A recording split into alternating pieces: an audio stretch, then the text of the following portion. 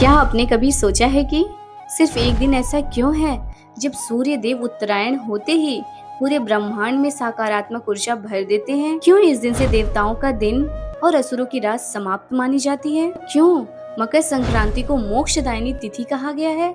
आज हम इस वीडियो में जानेंगे मकर संक्रांति कब, क्यों और कैसे है, और इस दिन सूर्य भगवान की पूजा भी कैसे करनी चाहिए।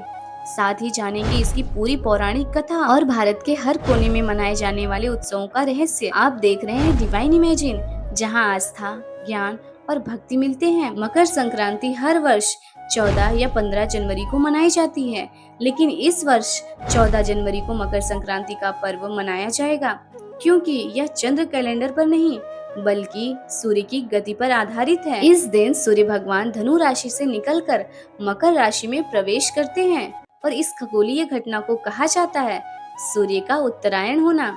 सूर्य के उत्तरायण होने का आध्यात्मिक महत्व। उत्तरायण का अर्थ है अंधकार से प्रकाश की ओर, नकारात्मकता से सकारात्मकता की ओर। शास्त्रों के अनुसार दक्षिणायन देवताओं की रात्रि, उत्तरायण देवताओं का दिन। इसीलिए महाभारत में भीष्म पितामह ने अपने प्राण त्यागने के लिए उत्तरायण की प्रतीक्षा की थी।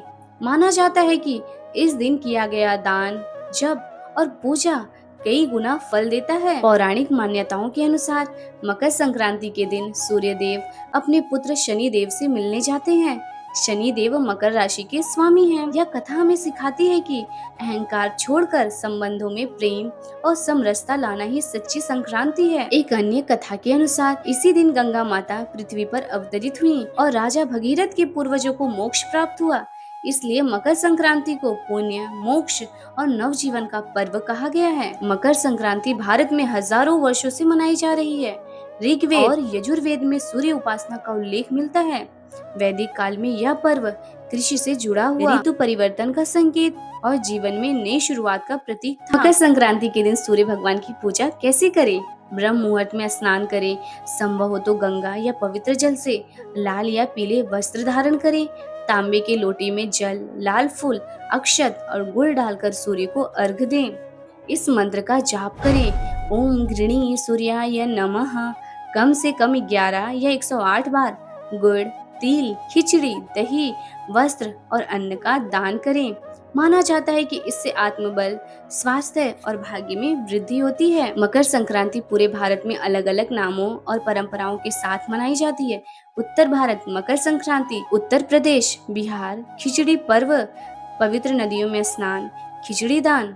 गुजरात उत्तरायण, आकाश रंग बिरंगी पतंगों से भर जाता है। पंजाब लोहड़ी, अग्नि की पूजा, नई फसल का स्वागत।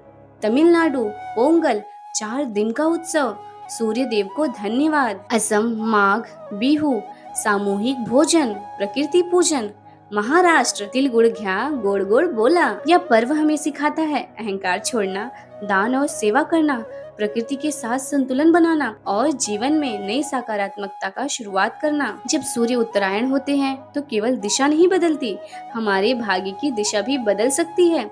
इस मकर संक्रांति सूर्य देव से प्रार्थना करें कि आपके जीवन से अंधकार दूर हो और प्रकाश सदैव बना रहे। डिवाइन इमेजिन आपके जीवन में भक्ति, ज्ञान, दिव्यता लाने के लिए। जय स्वामीनारायण दास नदास, हरे कृष्ण, जय माता।